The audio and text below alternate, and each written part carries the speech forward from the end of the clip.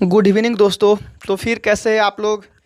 तो आज हम फिर आप लोगों के साथ क्लास 12 का कुछ ऑब्जेक्टिव क्वेश्चंस लेकर आए हैं जो आपके एग्जाम के लिए बहुत हेल्पफुल होने वाला है। तो ये सारा क्वेश्चन आज करवाने वाले हैं, बहुत ही इंपॉर्टेंट है, इसलिए आप लोग इस वीडियो को शुरू से अंत तक जरूर देखें क्योंकि एग्जाम की दृष्टि से बहुत इंपॉर्टेंट सारा क्वेश्चन है।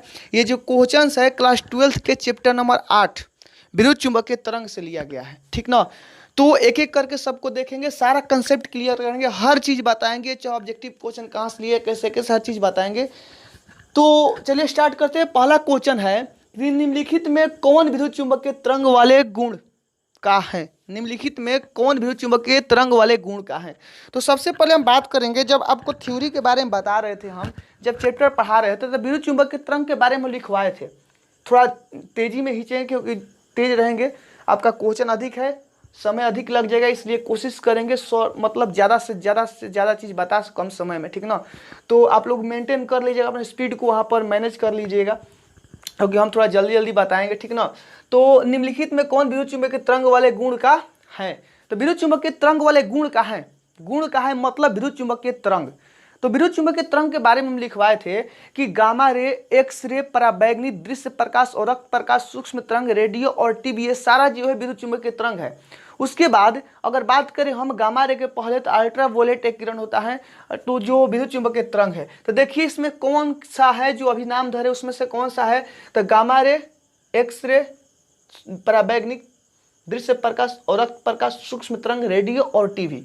देखिए जो लिखा है अल्फा किरण लिखा गया, ये वाला बीटा किरण लिखा गया है, ये वाला जो है आपका गामा किरण है, ये सभी है। तो अल्फा तो होगा नहीं, बीटा भी नहीं होगा। गामा रे, गामा किरण अभी बोले हम शुरू में, गामा किरण बोले हैं जिसका आवृत्ति सबसे अधिक होता है, तरंग दैर्घ्य सबसे कम होता है। तो मतलब गामा रे आपका मतलब आपका सही होगा, ये सभी तो होगा नहीं क्योंकि आपका गामा रे को हो रहा है, दोनों हो रहा है नहीं, तो सभी जो है गलत हो जाएगा, ठीक ना। अब आपका दूसरा क्वेश्चन है विद्युत चुंबकीय तरंग की उत्पत्ति का मूल कारण है। विद्युत चुंबकीय तरंग के उत्पत्ति का मूल कारण है।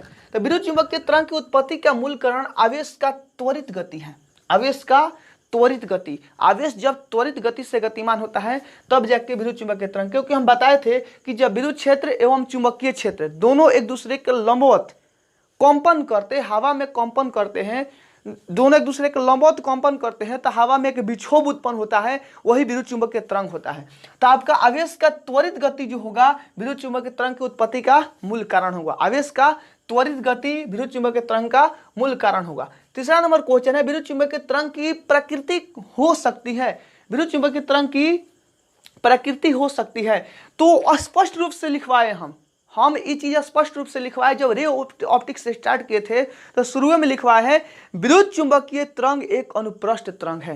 विद्युत चुंबकीय तरंग एक अनुप्रस्थ तरंग है। इसका तरंग दैर्घ्य 3500 एंगस्ट्रॉम से 7500 एंगस्ट्रॉम तक होता है।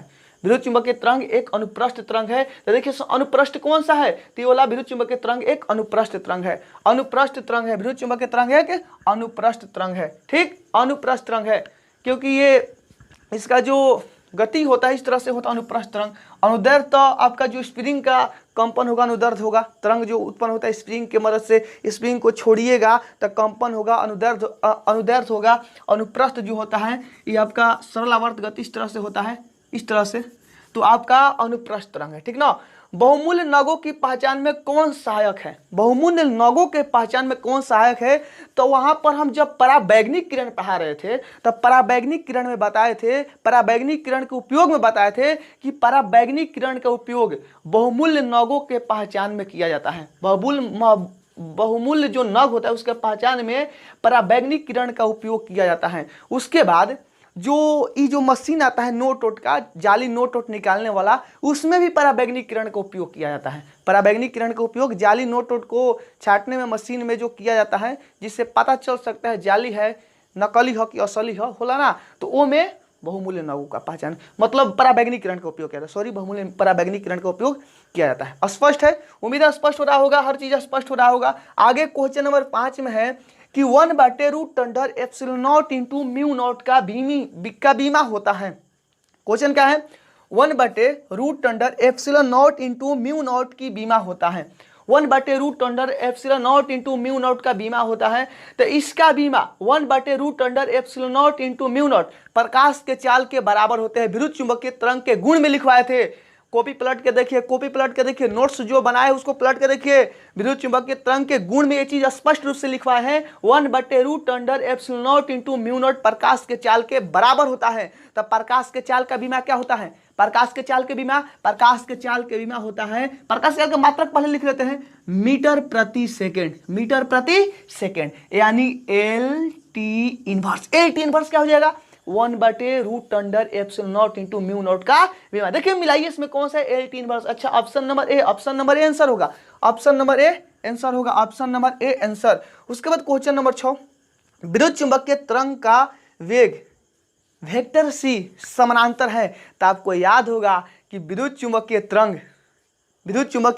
तरंग यानी विद्युत क्षेत्र को ई मानते हैं, चुंबकीय क्षेत्र को बी मानते हैं। तो विद्युत चुंबकीय सी जो होगा, ये दोनों के लंबवत होता है। दोनों का जो दिशा होता है ई क्रॉस बी के अनुदिश होता है, ई क्रॉस बी के अनुदिश होता है। तो ई क्रॉस बी यहाँ पर है, ई क्रॉस बी यहाँ पर है, वेक्टर ई क्रॉस बी के अनुदिश होता है। विद्युत चुंबकीय तरंग की दिशा ई क्रॉस बी के अनुदिश होता है। ये स्पष्ट रूप से लिखवा है, एकदम नोट में स्पष्ट रूप से ये चीज लिखवा है कि विद्युत चुंबकीय तरंग की दिशा ई क्रॉस बी के अनुदिश होता है। ठीक है, स्पष्ट हो गया यहाँ तक। आगे, निम्नलिखित में किसका महत्तम भेदन क्षमता है?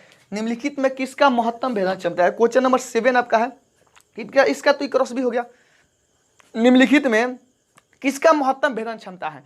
तो लाइन से विद्युत चुंबकीय तरंग के बारे में जब लिखवा रहे थे हम, तो सबसे पहले गामा था, उसके बाद एक्सरे था, उसके बाद पराबैंगनिक, सूक्ष्म पराबैंगनिक के बाद दृश्य प्रकाश, अवरक्त प्रकाश, सूक्ष्म तरंग, रेडियो, टीवी। फिर से सबसे पहले गामा रे, उसके बाद एक्सरे, पराबैंगनिक, दृश्य प्रकाश, अवरक्त प्रकाश, सूक्ष्म तरंग, रेडियो और टीवी, यही था ना। उसके बाद ऊपर लिखवाए थे, ऊपर जो विद्युत चुंबकीय तरंग जो होता है, जैसे जैसे आगे बढ़ते हैं तरंग दैर्ध्य बढ़ता जाता है, आवृत्ति घटता जाता है, तरंग दैर्ध्य बढ़ता जाता है, आवृत्ति घटता जाता है। तो सबसे अधिक आवृत्ति किसका होगा? पहले वाला का होगा। और सबसे अधिक तरंग दैर्ध्य किसका होगा? तो लास्ट वाला का होगा। सबसे कम तरंग दैर्ध्य पहले वाला का, सबसे अधिक आवृत्ति पहले वाला का। तो आवृत्ति सबसे अधिक किसका होता है? तो गामा रे का होता है। किसका होता है? गामा रे का होता है। तो गामा रे का आवृत्ति सबसे अधिक होता है, यानी भेदन क्षमता गामा रे का सबसे अधिक होगा। देखिए इसमें गामा रे क्या है, यहाँ पर दिया है अल्फा किरण, कैथोड किरण, उसके बाद यहाँ पर क्या दिया है? अल्फा किरण, उसके बाद गामा किरण। यहाँ पर गामा दिया है, गामा रे, यहाँ पर गामा किरण यहाँ पर दिया है। तो गामा रे आपका आंसर हो जाएगा। दोनों अल्फा लिखा गया, हो सकता है कोई एक्सरे होगा, यहाँ पर एक्स किरण करते हैं। अच्छा, कुछ को मतलब हमें आंसर पता है ना, गामा रे हो जाए, ठीक है ना, गामा किरण, क्योंकि इसका भेदन क्षमता सबसे अधिक होता है, इसका तरंग दैर्ध्य सबसे कम होता है, आवृत्ति सबसे अधिक होता है। गामा रे का आवृत्ति सबसे अधिक होता है, तरंग दैर्ध्य सबसे कम होता है। सबसे अधिक नहीं, मतलब इनमें से सबसे अधिक होगा गामा रे का आवृत्ति, ठीक ना, इनमें से सबसे अधिक होगा गामा रे का आवृत्ति, तरंग दैर्ध्य इनमें सबसे कम होगा, ठीक ना। तरंग दैर्ध्य कम होने का मतलब क्या हुआ?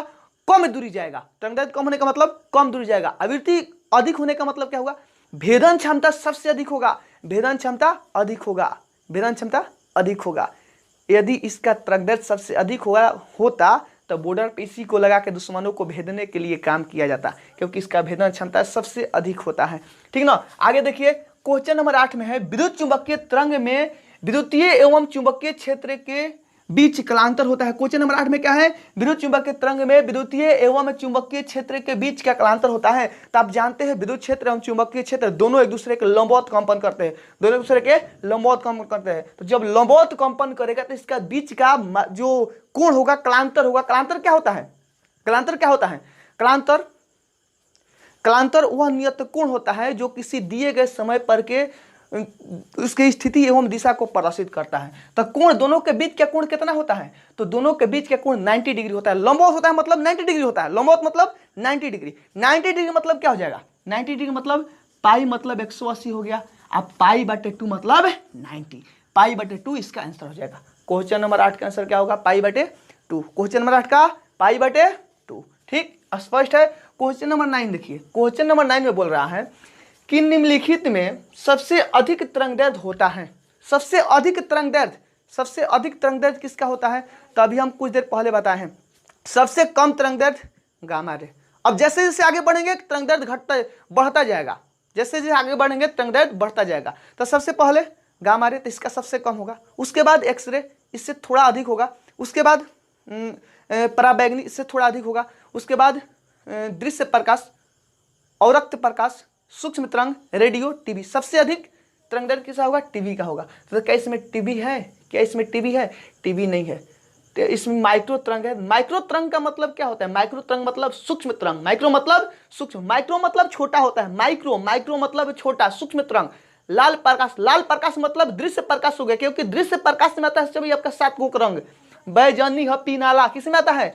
किस में आता है? दृश्य प्रकाश में आता है। चूंकि लाल प्रकाश दृश्य प्रकाश में आता है, दृश्य प्रकाश का तरंग दैर्ध्य इससे कम होता है, मतलब इसका अधिक होता है इसका तरंग दैर्ध्य। माइक्रो तरंग का तरंग दैर्ध्य इससे अधिक होता है। अब पराबैंगनी वाला देख लेते हैं। तब पराबैंगनिक में क्या है?